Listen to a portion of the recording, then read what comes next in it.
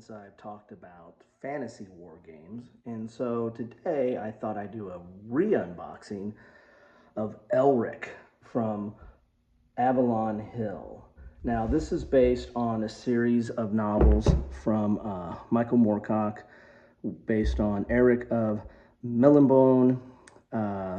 There's several books in this series. I think the original series was 6 books here, and then they came back with this one, The Fortress of the Pearl.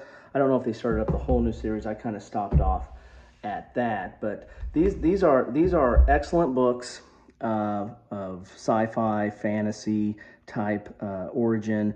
It's different though. It's a different kind of fantasy. It's a little darker. It's a little odd. At least it was for me when I first read these back in high school. It was not your standard fare of goblins and trolls and elves and dwarfs and the like. This was a little bit different kind of fantasy. And one of the struggles of this world was the struggle between law and chaos. And so Elric, the board game, tries to simulate that in a fantasy setting. And so let's get inside the box here. I picked this up a few years back. I played this back in high school with the guy who introduced me into war games, and actually was one that introduced me into this book series. And I liked it. It's a product of the '80s, so it plays a little bit like some of the '80s games. Here is a die, typical Avalon Hill die that you get in here. Here is the rule book that you get here. Looks like it is 16 pages. You have some charts here. And the color codes, this is a very colorful map, as you're going to see, that came with it. And here's an ad for the general here. You got a glossary, some designer notes. So it looks like about 14 pages of actual rules. But it looks like there's some counter descriptions in there as well. So you've got a setting, the world of Elric, and if you've read the books, I'd recommend at least reading the first one. It's a different series again.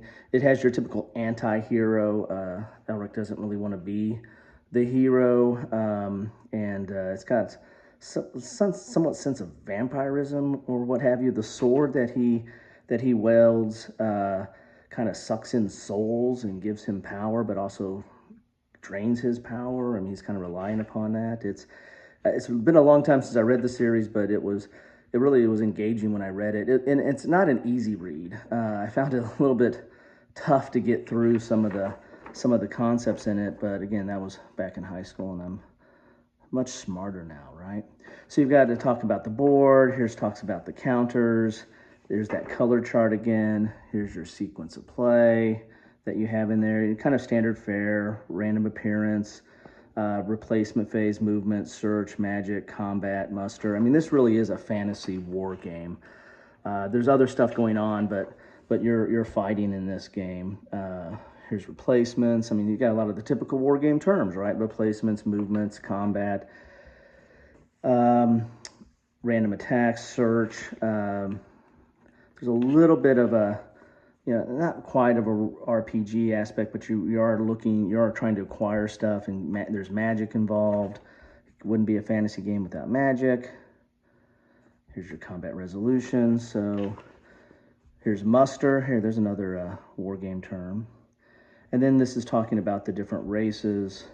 The cosmic balance, that's that balance between law and order, law and chaos. And if you have so much chaos, that's one of the victory conditions, is tipping the scale of chaos. Here's some scenarios. So really the rules are only 10 pages if you look there, because you're starting to get into some scenarios here. Just a few pages, like a half a page of scenarios and a little bit more, and then you've got a spell index. So it's going to talk about the different spells that you have, which are on the counters, if I recall. So there's quite a few spells in there that you can use. And there you have it. So that's the rules, kind of standard Avalon Hill fare. Dual column. Looks like there's subsections and the like. Let's look at the counters here. counters are, they're okay. I mean, again, to me, it was reminiscent. I was a big fan of Divine Right from TSR, and this is kind of reminiscent of that, at least some of the counters that you have and the coloring. Spells are relatively nondescript. It's just white with a little bit of notes on that. I believe these are double-sided. Nope, they're not. So just one-sided. That's your information you get from the spells there. Then you have your different factions here. Again, this just reminds me of Divine Right. I might do a re-unboxing of that at some point. The version I found, I don't think I've punched it out yet. And then some more of the factions there. And I think these might be some of the neutral factions or some of the different factions. There's Elric himself right there. And you'll recognize some of those names if you've read the novels. They're key characters in the novels. More factions there.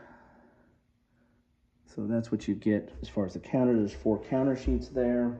And then let's look at this map. The map is, I like the map. It's different. It's very colorful. To me, it's evocative of the fantasy setting. And again, it's I have a soft spot for Divine Right, and this is, to me, was very evocative of or reminiscent of Divine Right. It's one of those weird folding map boards that doesn't want to fold out for me. There we go. Let's turn it around. You can tell this really has not been opened because look at that wing up there. On a wing and a prayer. So that's the map board. As you can see, there's quite a bit of color there. Zoom in a little bit more on it here so you can kind of see what I'm talking about. And there's the main island there and the main city, and stuff kind of goes out from there. And you'll recognize these if you read the novels. A lot of these show up in the novels of stuff that Elric went to. He did a lot of, it's kind of a questing type novel. There was a lot of stuff he was exploring the world and going around and having encounters and what have you. See some of the detail there. So, you know, I like it. It's not overly complex. It's more of an area movement type situation. A lot of naval, as you can see, there's a lot of ocean here, so there's a lot of naval movement to get from one place to the next. So anyway, I thought I'd share that with you all today. That is Elric from Avalon Hill. A little bit of a re-unboxing and walk down memory lane and talking a little bit about fantasy war games. Thanks.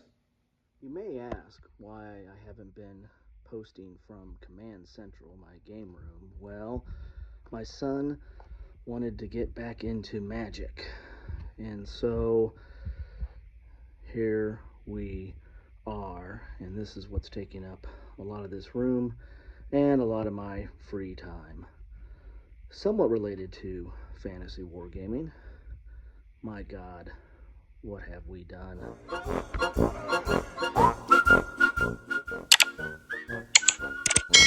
Thanks for watching.